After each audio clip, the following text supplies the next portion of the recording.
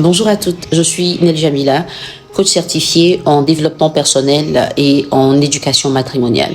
Aujourd'hui, j'aimerais qu'on aborde un sujet qui me tient particulièrement à cœur, les difficultés amoureuses de la femme indépendante. Être une femme indépendante et autonome, c'est un vrai accomplissement. C'est une force que la plupart des femmes recherchent. C'est un atout, c'est une distinction, mais vous le savez comme moi, cela ne vient pas sans défi. Et l'un des défis que les femmes indépendantes ont en amour, c'est de pouvoir construire une relation amoureuse solide et durable. Être indépendante, c'est des fois faire face à des attentes qui sont contradictoires. Autant on nous demande d'être forte et d'être autonome, ce qui est totalement nouveau par rapport à ce qu'on a eu l'habitude de voir.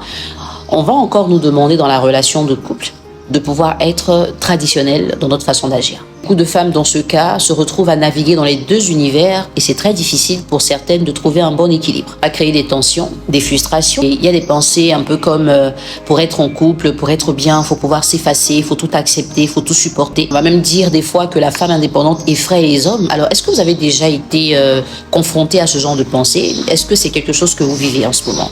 Une autre difficulté à laquelle j'ai affaire avec mes clientes en coaching, c'est la peur de se montrer vulnérable. Parce que la femme indépendante est celle-là qui a eu l'habitude de gérer ses problèmes seule, ses finances, ses projets. C'est pas quelqu'un qui demande la vie forcément. Mais une fois qu'elle se met en couple et qu'elle ouvre son cœur, il est très difficile de laisser la place à un homme dans sa vie. Parce qu'elle n'arrive pas à se rendre compte, ou qu'elle se rend compte mais elle n'arrive pas à changer de concept en se disant « maintenant je ne suis plus seule, nous sommes deux ». Donc elle va garder certains réflexes de son indépendance, de son autonomie, en ignorant pratiquement l'homme qui ne se sent pas à sa place. Ce que j'aimerais vous dire, c'est que la vulnérabilité, ça a du sens en amour. Parce que justement, quand on est amoureux, on ne se contrôle pas forcément. On se laisse guider, on se laisse porter. Donc mesdames, si vous êtes concernées par l'indépendance et l'autonomie financière, une fois que vous êtes en couple, comprenez que c'est normal que vous soyez vulnérable, que vous laissiez votre partenaire faire des choses, que vous le laissiez manifester sa présence et son autorité de chef, n'est-ce pas? Ou bien vous ne croyez pas qu'ils sont des chefs? Bien sûr, il ne faut pas omettre le fait que le choix du partenaire est très important parce qu'une femme indépendante a des attentes assez élevées, ce qui est une bonne chose parce qu'elle a déjà baigné dans ça et elle a certaines exigences. C'est des fois très difficile de trouver un partenaire qui ne serait pas intimidé par son positionnement social. Il y a des hommes qui ont du mal avec les femmes qui s'en sortent parce qu'ils n'ont pas l'habitude et ils se disent qu'elles vont prendre le contrôle dans la relation. Les femmes indépendantes ont aussi besoin d'amour et logiquement, ce qu'elles recherchent, c'est un homme qui comprend que leur statut social, leur positionnement ne doit pas être un frein à leur relation de couple. Bien au contraire, un atout. Parce que quand tu es une femme indépendante et que tu as le partenaire qu'il faut, tu arrives à exceller dans ton domaine. Tu arrives à te déployer. C'est quelqu'un qui va t'accompagner, qui va te suivre dans tes projets. C'est quelqu'un qui va t'orienter.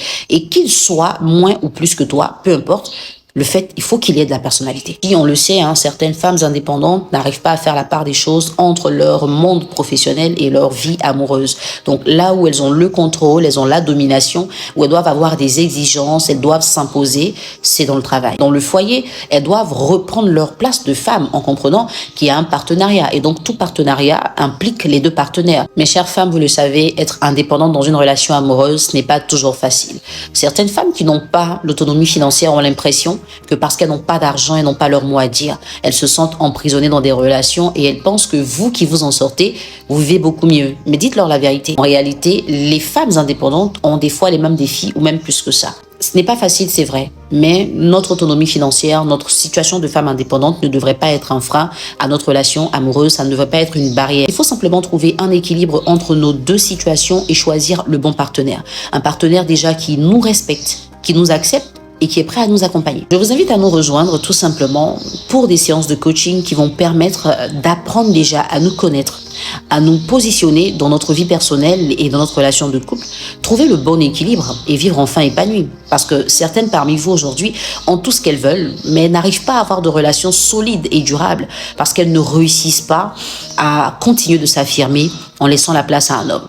Alors n'hésitez pas à liker, à commenter, à partager et pourquoi pas entamer des discussions entre vous, groupe de femmes indépendantes, autonomes, ce que vous rencontrez comme difficulté, qu'est-ce que vous essayez de faire ensemble. Ça pourrait être un bon départ déjà pour que chacune de vous puisse se rendre compte qu'elle n'est pas la seule dans son cas et bien au-delà, de petites réflexions pourraient emmener celles qui réussissent à trouver l'équilibre à aider celles qui ne l'ont pas encore réussi. Moi, je serai toujours là pour vous accompagner, en tout cas si vous êtes en quête de résultats. Et n'oubliez pas de vous inscrire à mon programme de coaching pour femmes autonomes, indépendante, qui a du mal à gérer sa relation amoureuse. cliquez juste sur le lien dans la description, vous serez redirigé. Vous allez choisir votre option tout calmement. Je me ferai un plaisir de vous accompagner, tel que j'ai réussi à le faire avec d'autres femmes qui aujourd'hui vivent leur plein épanouissement. Vous avez deux pouvoirs, celui d'être indépendante et d'être aimée.